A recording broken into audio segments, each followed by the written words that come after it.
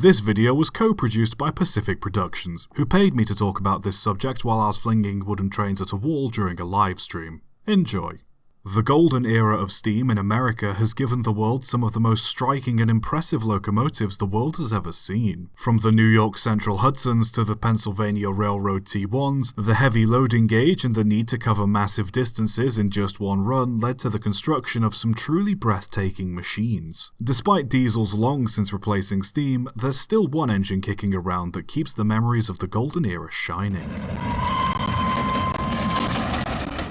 Built in 1941 by the Limmer Locomotive Works, the GS-4s were designed for passenger work around the Southern Pacific Railroad, hauling many of the different daylight services the railroad provided. The GS-4s were simply upgraded versions of the GS-3s, which in turn were upgrades of the GS-2s and so on. Possessing a better cab, an extra headlamp mounted on the front of the engine, and rather uniquely was fitted with an air horn in place of a whistle. Two engines classified as GS-5s were also built around the same time as the 4s, with the only difference being the 5s were fitted with different roller bearings. Streamlined and painted with the railroad's daylight livery, these engines were capable of running at 110 miles an hour, though they usually weren't allowed to exceed 75 due to speed limitations in the Salinas Valley. Strong and reliable, only one accident involving a GS-4 has ever been recorded, when number 4446 collided with the Lark overnight passenger service while it was parked in a siding at Donner Pass. Rather strangely though, the date and most details of the accident either weren't recorded or made public, and as a result, nobody's really sure when it happened or how it occurred. In 1947, many of the GS-4s had their side skirts removed and were painted black, as new diesel locomotives slowly began to replace them. Instead, they ended up working passenger services between San Jose and San Francisco, and pulling freight services around the state of California. 1958 was the last year any of the GS-4s pulled a passenger service before they were officially retired.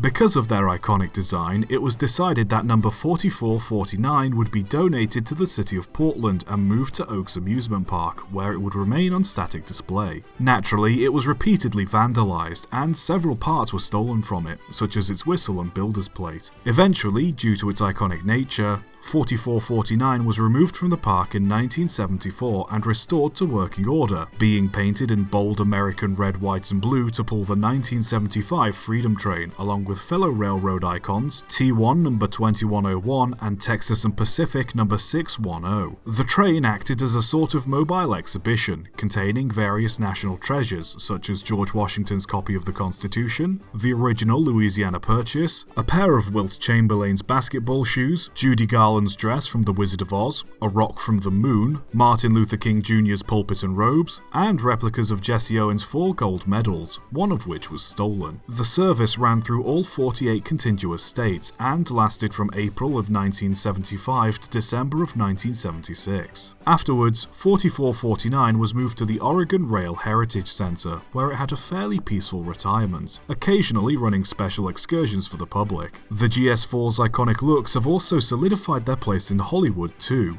starring in many films from Tough Guys to Strangers on a Train. Though they didn't break any records or were importantly experimental in design like other preserved engines, 4449's striking appearance and express performance certainly captured the hearts of both the public and preservationists alike. Perhaps then they're a shining example that sometimes you don't have to do something special to be memorable. Sometimes just being yourself is enough.